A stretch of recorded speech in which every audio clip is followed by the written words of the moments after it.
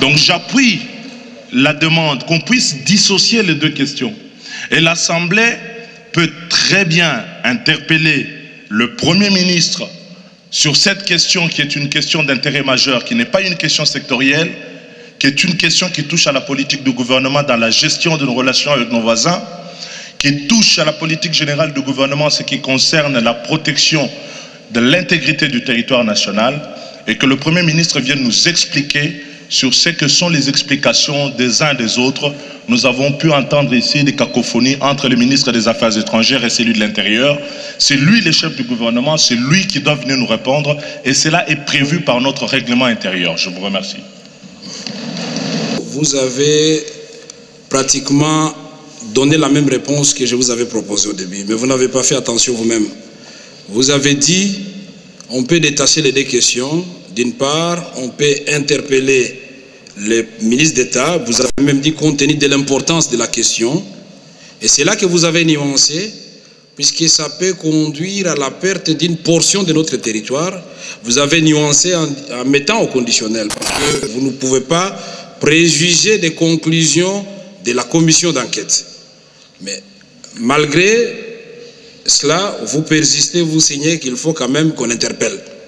C'est pourquoi moi j'ai dit, tout en étant d'accord avec vous, et encore que vous le savez, dans le prescrit du règlement intérieur, c'est de 8 jours. Hein?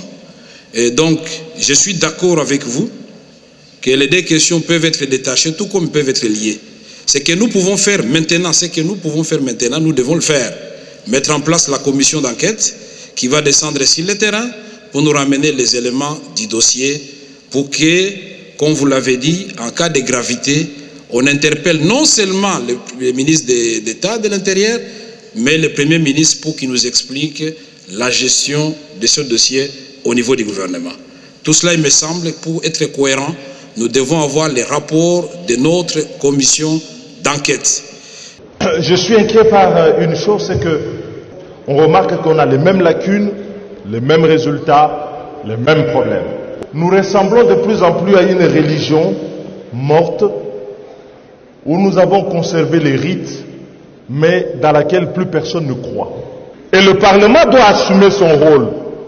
C'est de contrôler, mais c'est également sanctionner. Parce que, comme l'a dit le collègue Odiane tout à l'heure, on a l'impression que d'un exercice à l'autre, le Parlement est démuni. Il y a une délinquance qui ne peut plus être tolérée, et il faut prendre des mesures. Mais il faut arrêter cette habitude. Elle est mauvaise, et c'est une délinquance. Je dis bien une délinquance. Le lieu où une partie des recettes est affectée. Je vais terminer. Je vais terminer, mais laissez-moi poursuivre, Monsieur le Président. Oh ben vous la gardez. De toutes les façons, on savait que vous êtes le pape d'une religion qui n'en veut pas. Il y a violation des règles, vous dites que vous retirez la parole. Vous êtes ridicule. Ah non, c'est vous qui êtes délinquant. Vous êtes délinquant, vous. Vous l'êtes, vous.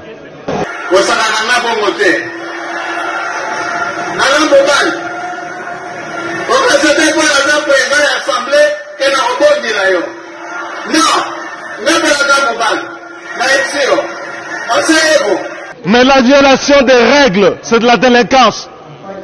Mais le comble, c'est que vous ne vous rendez même pas compte. Vous êtes ridicule.